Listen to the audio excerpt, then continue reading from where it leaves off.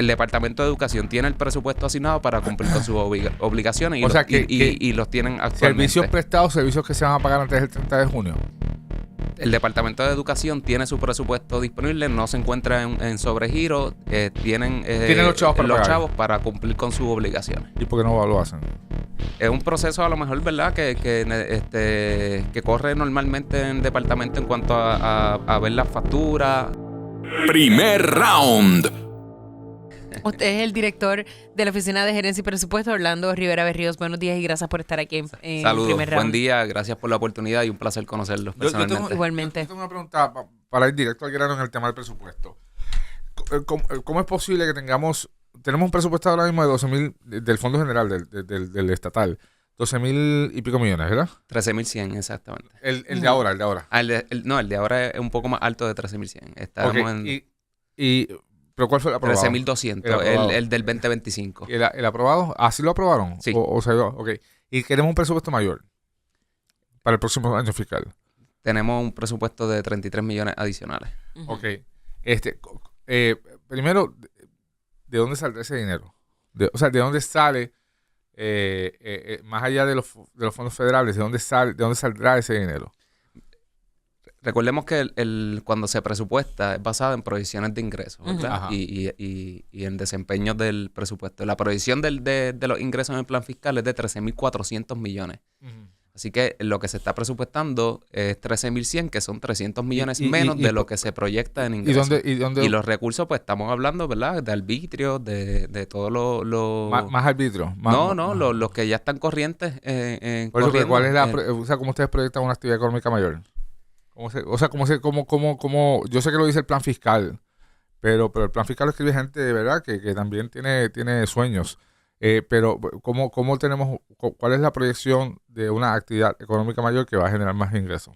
Es lo que está corriendo actualmente en cuanto a actividad de desarrollo económico, ¿verdad? El turismo, pues lo estamos viendo que hay un aumento, y ciertas contribuciones.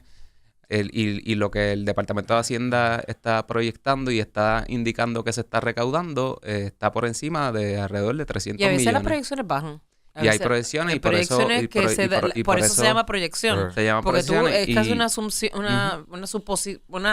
un estimado bastante fundamentado de la planificación presupuestaria es tomando esos riesgos, ¿verdad? Y por eso el presupuesto son 300 millones menos de lo que se estima en la proyección.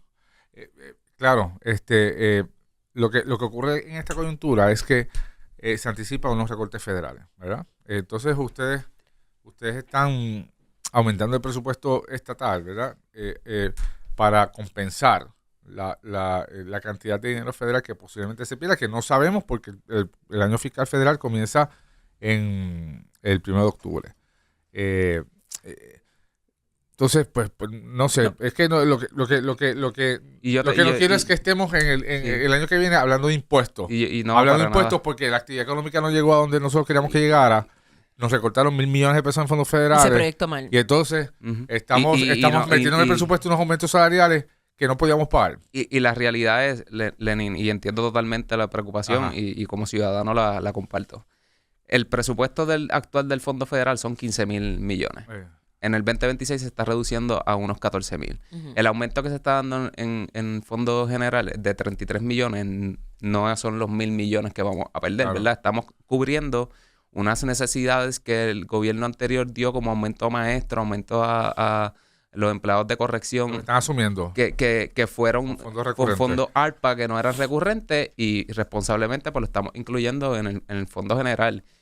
En adición a eso, en el presupuesto del 2026 se están poniendo unas secciones de control basado en esos posibles riesgos, ¿verdad? Que puedan haber, como por ejemplo, hay sobre 200 millones que se están presupuestando todavía bajo la custodia de la Oficina de Gerencia y Presupuesto, que una vez veamos qué ocurre con el presupuesto del gobierno federal, pues responsablemente determinaremos si los vamos a distribuir o no. Estamos hablando con el director de la Oficina de Gerencia y Presupuesto, Orlando Rivera Berríos. A mí me preocupa un poco esto de las proyecciones porque es como si como si no hubiera conciencia. Yo no lo digo de su parte, pero yo no veo a la gente actuando pensando en que va a haber una parálisis de consumir. aquí. Las cosas se van a aguantar comprar carro, Por los se van a aranceles. aguantar comprar casa por los aranceles. Eso es una incertidumbre. De hecho, se ha aguantado este, ya y hay una especie medio de terror Sí. con relación a eso. Sí, y yo he participado en reuniones de la Asociación de Presupuestos a nivel nacional. Ujú. Y esto es algo una incertidumbre a nivel de todos los estados, Tanto ¿verdad? igual si Y es el mismo presidente. tanta incertidumbre tanto como o nos aguantamos o va a haber una economía mayor, ¿verdad? Ujú. Y los propios economistas lo dicen que hasta que no se vea cuál va a ser el efecto, puede ser un efecto positivo, como puede ser un efecto, ¿verdad? Que el consumidor se aguante. Ujú. Y las provisiones que el Departamento de Hacienda está trabajando, pues van relacionados a atender esa incertidumbre. Pues de nuevo, entonces, ¿cómo es que es posible anticipar una proyección, una actividad económica Mayor. que el mismo gobierno, porque la misma gobernadora está diciendo que vamos a tener un impacto negativo por los aranceles? Y por eso el presupuesto es 300 millones menos. Porque estamos atendiendo, ¿verdad? Esas proyecciones irresponsablemente fiscal. Y si vamos más allá, en febrero la Junta de Supervisión Fiscal sometió cuál es el target del presupuesto para el 2026.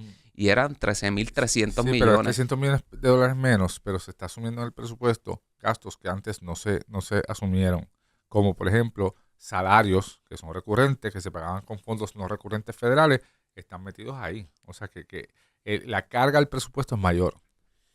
La carga La carga en el gasto, o sea, no recurrente. no necesariamente porque Ujú. como quiera hay una reducción, ¿verdad? Y comprendo totalmente, pero teníamos que también ser responsables con Claro. los maestros Claro. De acuerdo. que recibieron Bueno, esos si se aumentos comprometieron, hay que salariales pagar. y De que hubo un acuerdo. compromiso Ahora- anterior Ahora, y me que preocupa teníamos. también, y disculpe que ahora sea yo la más preocupada, pero es que sigo pensando, mientras todo sea una proyección, aquí también se promete una reforma contributiva, y usted no es el secretario de Hacienda, pero ¿qué posibilidades tiene una reforma contributiva que haga un poco más de justicia a la clase media y que le sobre un poco más de dinero a la gente que lo necesita, cuando realmente vuelvo a la incertidumbre?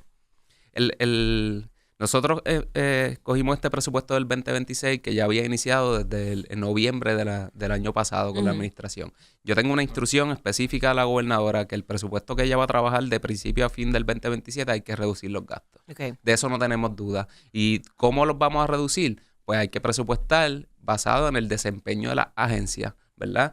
Yo no puedo recibir una solicitud presupuestaria de una agencia, por ejemplo, diciéndome que necesitan reclutar 300 empleados, Ajá. cuando la realidad es que no vamos a poder reclutar los 300 empleados. Y esto es cuestión, ¿verdad?, de nosotros desde OGP darle la herramienta a los directores de presupuesto y orientarlos y dirigirnos a lo que es un desempeño, un presupuesto basado en desempeño.